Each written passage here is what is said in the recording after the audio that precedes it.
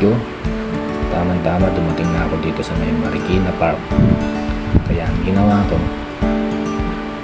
pumunta muna ako sa dulo.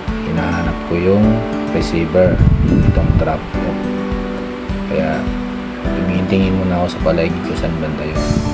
Kaya tiga lang, hanapin muna natin kung saan sila para matawagan. Dito tayo ngayon sa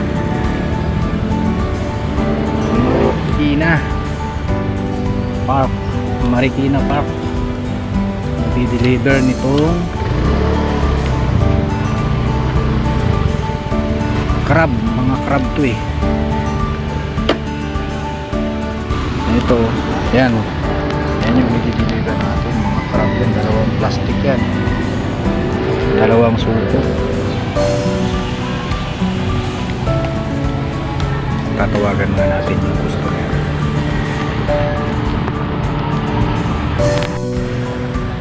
Hello, tatawagan muna natin yung customer.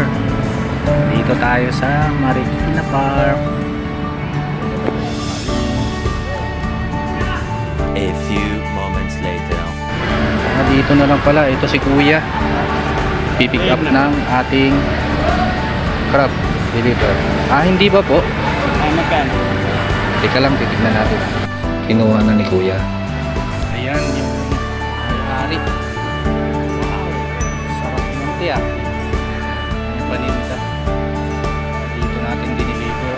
Siyempre, umikot muna ako at nagkuha muna ako ng mga video, at pagkatapos may nakita akong sumasayaw.